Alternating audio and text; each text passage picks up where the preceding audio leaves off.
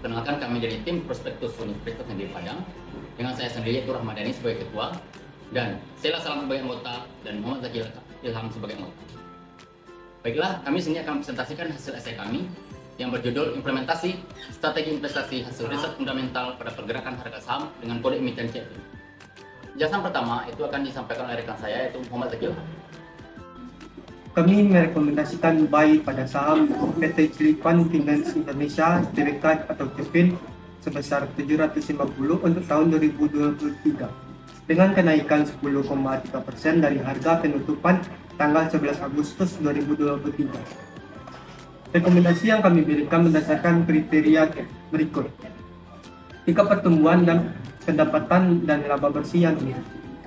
Pada semester 1 tahun 2023, laba bersih CFIN meningkat sebesar 6.342,71% YoY menjadi 649,64 miliar rupiah dari 10 miliar,8 miliar rupiah. Hal ini terjadi akibat meningkatnya pembiayaan konsumen yang berkontribusi sebesar 591,93 miliar rupiah, tumbuh sebesar 18,20% YoY.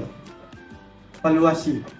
Berdasarkan laporan keuangan tahun 2022, net profit margin CFIN meningkat sebesar 20,59%, yang mana meningkat dari tahun sebelumnya yaitu sebesar 3,14%. Peningkatan ini diikuti pula dengan peningkatan pada revenue growth yang semula negatif menjadi positif. Diikuti juga dengan peningkatan earning per share atau EPS, return on asset atau ROA, dan return on equity atau ROE. Baiklah, selanjutnya yaitu profil perusahaan. PT Cilipan Finance Indonesia Tbk didirikan pada 15 Januari 1982 dengan nama PT Cilipan Leasing Corporation dan melantai di bursa saham pada 27 Agustus 1990. PT Cilipan Finance Indonesia Tbk memiliki visi untuk menjadi sebuah perusahaan pembiayaan terkemuka yang mengedepankan nilai tambah bagi pemangku kepentingan dan berperan aktif dalam pertumbuhan industri pembiayaan nasional. Dengan aksi korporasi tersebut, menjadikan PT Cilipan Finance Indonesia Tbk tercatat sebagai perusahaan pembiayaan pertama yang go publik di Indonesia. Seperti yang kita lihat itu, ikhtisar pemegang saham perusahaan Maret 2023 itu berdasarkan laporan keuangan kuartal 2 2023. Yaitu yang pertama yaitu pemegang saham terbesar yaitu Bank Pan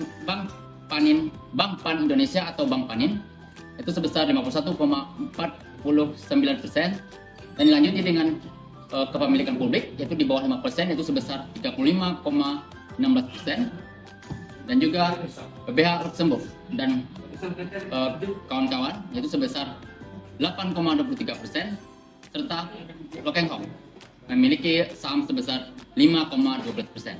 Selanjutnya yaitu deskripsi bisnis perseroan. Perusahaan tetap membukukan pertumbuhan laba bersih dan pendapatan yang tinggi masing-masing 6.342,71% year on year dan 18,20% year on year, serta mencatatkan 37.550 kontrak baru dan 91.191 debitur pada tahun 2022. Walaupun di tengah gejolak perekonomian global yang tidak menentu serta pemulihan perekonomian global terutama di Indonesia pasca pandemi COVID-19 dan persaingan industri yang kompetitif dengan Adira Finance dan WOM Finance yang masih mengalami perlambatan pertumbuhan. Segmentasi bisnis perseroan yaitu yang pertama, pembiayaan mobil baru dan bekas. Pembiayaan mobil baru maupun bekas berbagai merek, tipe dan kategori seperti sedan, multiple purpose vehicle atau MPV, sport utility vehicle atau SUV, pick up, truk dan bus. Selanjutnya itu pembiayaan dana tunai. Pembiayaan dana tunai dengan jaminan PKP mobil merupakan produk unggulan perusahaan yang memudahkan berbagai kebutuhan konsumsi bagi debitur seperti pernikahan, renovasi rumah, perjalanan wisata, perjalanan ibadah, pendidikan, dan keperluan konsumsi lainnya. Selanjutnya itu pembiayaan flat. Pembiayaan yang diperuntukkan bagi debitur perorangan maupun badan usaha yang untuk menunjang operasional kegiatannya. Selanjutnya yaitu analisis keuangan perseroan. Shevin secara konsisten membukukan pertumbuhan laba bersih dan pendapatan yang signifikan. Pertumbuhan yang signifikan terjadi di rentang tahun 2020 hingga kuartal 2 2023. Pertumbuhan ini terjadi seiring dengan penambahan total pembiayaan baru sebesar 7.405,69 miliar pada kuartal 2 2023, yang mana pada tahun 2020 total pembiayaan baru hanya sebesar 2.383,37 miliar, yang mana berarti tumbuh sebesar 310,72%.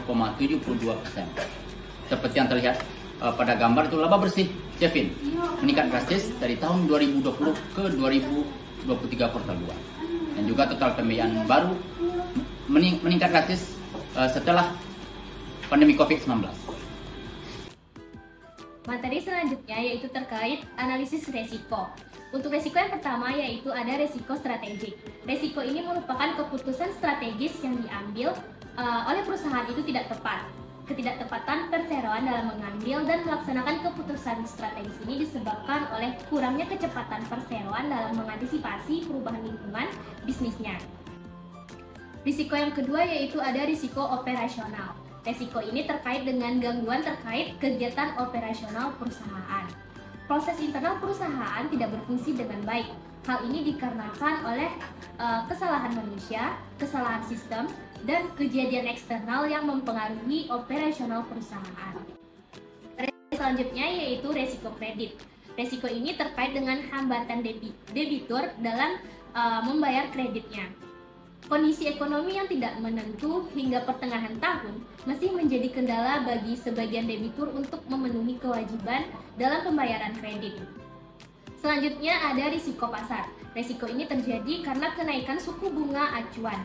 Adanya kenaikan suku bunga di tahun 2022 menjadi salah satu perhatian perseroan agar tidak terjadi peningkatan risiko pasar.